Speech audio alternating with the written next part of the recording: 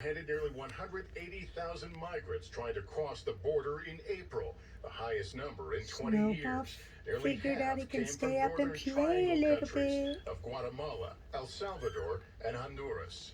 The Biden administration looks to inject $4 billion to these countries beset by poverty, crime, and corruption to help reduce that.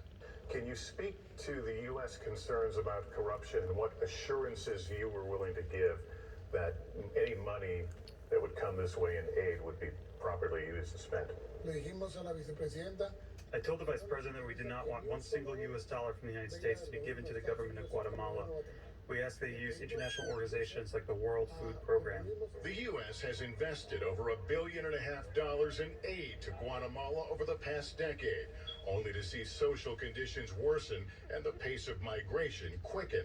Harris hopes to reverse that, coming here armed with pledges from a dozen major companies, including Microsoft, MasterCard, and Chobani, to invest in the region. The head of Guatemala's Chamber of Exporters says it's a significant step. The fact that she met, as I read, with Microsoft, with Espresso, I applaud that. Are you optimistic that things will improve here? You know what? I think you have to be optimistic. I traveled to the mountains an hour outside Guatemala City to visit a small farm representing the kind of prosperity many here hope U.S. investment can bring. So what sort of things are they growing? This is French beans. At the Four Pines Cooperative, indigenous women earning steady incomes, growing produce, most exported to the United States. If not for this work, would these women potentially and their families want to leave Guatemala? Absolutely. As you know, in Guatemala, we don't have a lot of jobs. If we don't have everything here, they have to migrate. That push to help women here as Vice President Harris kicks off her historic first foreign trip as the first female vice president.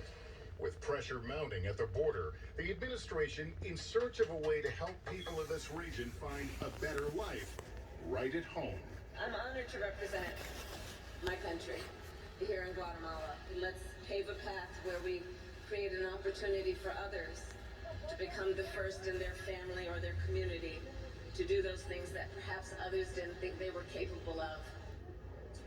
We also wanted to hear from some of the tens of thousands who have decided there is no other way but to make the journey to the U.S., a trek that is dangerous, costly, and uncertain. Terry Sanders met with some of them here.